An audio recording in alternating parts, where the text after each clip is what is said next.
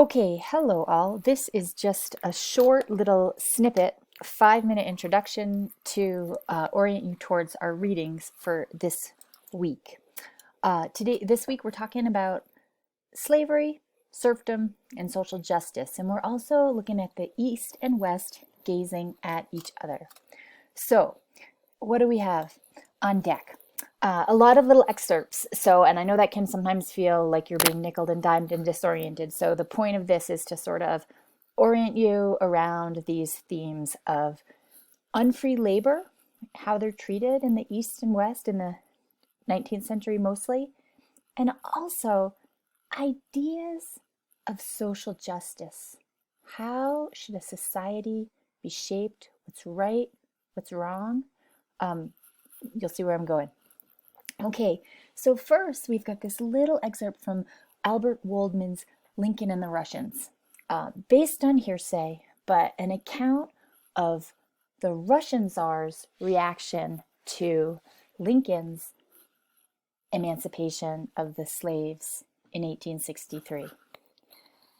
Here there's this article as well, that this kind of long article the New York Times did back in 2011 about the other Emancipation Proclamation, meaning Alexander II's emancipation of serfs in Russia in 1861. And I put here that document for you for those institutional history. Have a look at it. You don't need to study this too hard. That isn't kind of where our conversation will mostly go. But we want to think about this issue. In 1861, Tsar Alexander II freed the serfs. Serfs aren't slaves. How are they related? We'll talk about that. And in 1863, in the context of the Civil War, Abraham Lincoln freed the slaves. Now, I also, because, I'm an early modernist, and so I always have this pull towards the early history, I put this small excerpt from Journey from St. Petersburg to Moscow, written in 1790 by Radishev. Radishev was a Russian noble who wrote one of the first critiques of serfdom. Catherine the Great came to the throne in the 1760s, very much fashioning herself as an Enlightenment ruler. She wanted a public sphere. She wanted to have all the accoutrements and advancements that Western Europe was starting to enjoy. And she very much promoted free thinking, even critique of government. But as the French Revolution got underway, she became quite frightened by free thinking critiques of government. And poor Radishev really kind of got caught in that net because he was sent into exile for this work. Catherine actually, she read it carefully and she has annotations throughout it. You can read to this day all her comments on this long text. He was sent into exile, then released, but unfortunately committed suicide by drinking poison after he again kind of displeased the government with his radical ideas and was perhaps looking at being sent back to Siberia. If you want to know more about that, about kind of institutions and circumstances of unfree labor in Russia, I have this very short excerpt for you by Brian Davies that talks about slave raiding down on the steppes by Tatars, in which is what is now mostly Ukraine. There is an economic component to slave trading in Russia that continues for centuries. And if you want, and this article by Richard Helley is a survey, Slavery and Serfdom in Russia. What are their histories? Then switching gears somewhat. So one of the themes for this week is slavery, serfdom, and their emancipation, how they played out in Russia and in America. These other three readings, I want to orient you toward this late 19th century social churn, ideas and interactions about what is social justice, how should society be formed. And so what I have for you are two perspectives of Russians or Ukrainian that go to America and write about their experiences there. And then I have a proclamation by a Russian revolutionary who participates in the To the People movement of 1873, 1874. I'll say a few more words about that. So these kind of two short stories. And I want you to, by Gorky and by Grigory Metchet, they write about their experiences in America, one in Kansas in the 1870s and one in New York City in 1906, so early 20th century. But how do they compare? What do they have to say about America? I didn't even realize how timely it was. I do want you to read the introductory snippets for both of these stories to give you biographies on these authors. And you'll note that with Gorky, he is a Bolshevik supporting author who has come to America to undermine faith in democracy for his Russian readers. Do we want to draw a line, one straight line across history, or is it more complicated than that? Okay, so that was a leading question, but we can pick up on some of this tomorrow.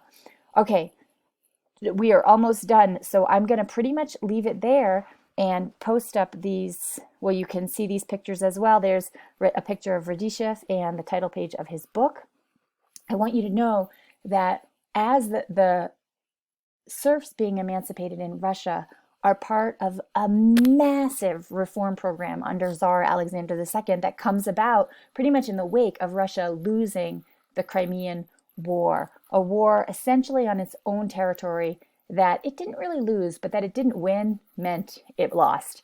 And it brought to the fore for Russians just the notion, the Russian leadership, that they really need to revamp the system. They need to modernize. There's some pictures of Alexander II, who in his book, Innocents Abroad, that Mark Twain wrote, based on his traveling tour of 1867, in which he actually met Alexander II and his family and wrote about them quite positively,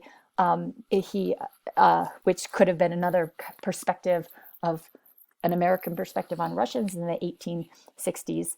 That I'll just tell you about, but Innocents Abroad, chapter 37, if you want to read more about that, if it might serve your paper, have at it. What else do I want to show you? Serfdom in Russia. Roughly, not everyone was a serf. The program, the population, the vast majority of the population were serfs, but not everyone. About 85% of the country are peasants. They farm land. The other 15%, you've got clergy, nobility, merchants, burghers, city dwellers, etc. As economies modernize, you have more and more people doing stuff other than growing food. But in Russia, mid-19th century, it's about 85%. Of those 85%, about just slightly over half, about 45% of them are state peasants. They are not they are not on a landlord state. They live on land and kind of pay taxes or obligations to the state. About 40% are serfs on are actual serfs that answer to a landlord. In very general terms, serfs on landlord lands had more of a bum deal than state peasants. An exception to that, Radishev, that we just talked about, his father was a nobleman, owned 3,000 serfs, and had a reputation for being exceptionally humane to them. You can take that with a grain of salt. I will fast forward for a moment. In 1905, when the revolution of 1905 came around, and about 15%, about 3,000 or 15% of noble estates in Russia were sacked, you have a range of peasant reactions. You have peasant reactions like pitchforking women and children in their beds of their noble rulers, and you also have cases of peasants who hid and protected their landlords. I think that it speaks to a diversity of treatment that serfs faced. At any rate, here are some paintings representative of the reading of the manifesto for emancipating the serfs. There's two, one at a kind of distant estate, one in St. Petersburg. If you'd like, you can read Lincoln's Emancipation Proclamation and sort of think about these documents, what they say, what they don't say, the context in which they're created. Really quickly to say, you'll see this in Waldman. The pace and the way in which serfdom played out in Russia had many critics. It went too slowly. In an effort to compensate landlords, it shackled newly freed serfs with rent obligations for a long time, so they actually didn't end up free for decades.